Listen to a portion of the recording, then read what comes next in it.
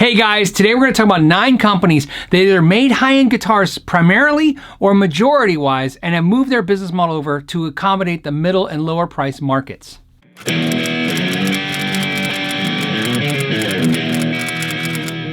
Number 1. BC Rich Guitars. Started in 1969 by Bernie Rico, this brand was known for its outrageous designs, neck-through bodies, and complicated electronic systems. But over time, it brought in the import market, first with Japan and then slowly moving into Korea and China. You can have master builder Ron Estrada and electronics genius Neil Moser build you a custom BC Rich, but other than that, it's mostly import. Number 2. You can't have a list like this without talking about the king, Epiphone Guitars. A brand that was perceived to be higher end than the company who bought it, which was Gibson Guitars. Although it's a well-respected brand used by musicians all around the world in the recording studios and on stages, it doesn't do any kind of custom shop or custom type instruments. The days of high-end are gone for Epiphone. Number 3, Guild Guitars. Known primarily for being an acoustic guitar company, they've done their fair share of solid body, semi-hollow, hollow body guitars and basses. After Fender closed the Connecticut factory, it sold Guild Guitars to Cordoba. Cordoba is currently building acoustic guitars in California, but it leaves the electric solid bodies and hollow body guitars to be made overseas to keep pricing under control. Number 4 is Hamer Guitars.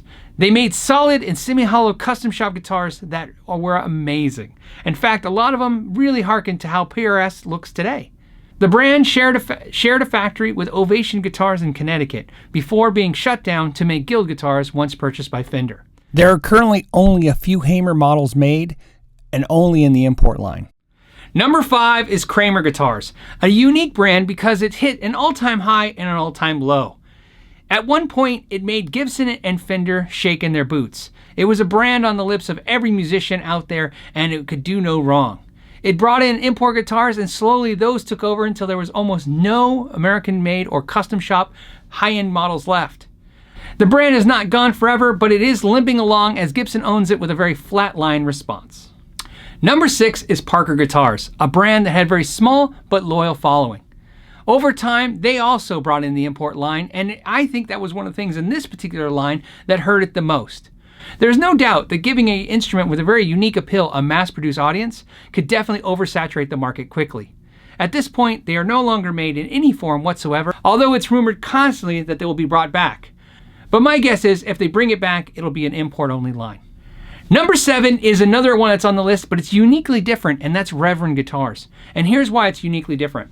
Reverend Guitars did something very interesting. Although they did shut down the American facility and go to Korea for their line of instruments, they did what I find very respectively. They stayed away from the very high end and the very low end, giving instruments right in the middle. This business model allows them to give quality instrument every time so that the musicians who are endorsing them and playing them can be playing the same guitar that the people who buy them in the stores. You don't have to worry about your favorite artist playing a custom shop version, Reverend, of what you have because they're playing off the rack like you. Number 8 is Hagstrom Guitars, a brand that was from Sweden, and it was a knockoff line. Basically, they made Fenders and Gibson copies for people in Europe. But American artists like Frank Zappa bought them and brought them over to the US. They became very popular, and Americans started buying them too. Slowly, Hagstrom kind of turned into its own thing. Unfortunately, at this point, they no longer make the instruments in Sweden. They're all import only, and they are mid-price instruments. They make some entry-level price instruments and some on the higher end of the mid-price point, but either way, they are not the same instruments they used to be. Number 9 on the list is a little controversial because it's Washburn Guitars. The reason it might be controversial is because if you go to their website, you'll see they still make 2 models in the US, the Michael Sweet guitar and the Nuno Bittencourt guitar.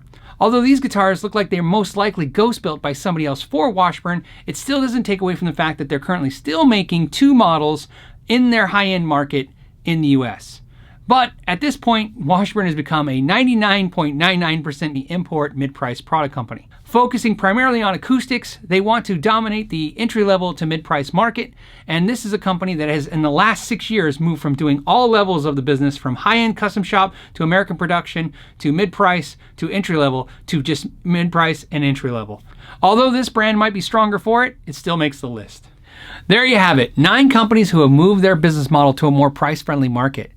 My question is, do you agree with this business model? Do you like that they're kind of giving you more choices and better price points? Or would you like them to hold firm on the pricing and maybe keep the quality at a certain level and keep the factories in the original locations?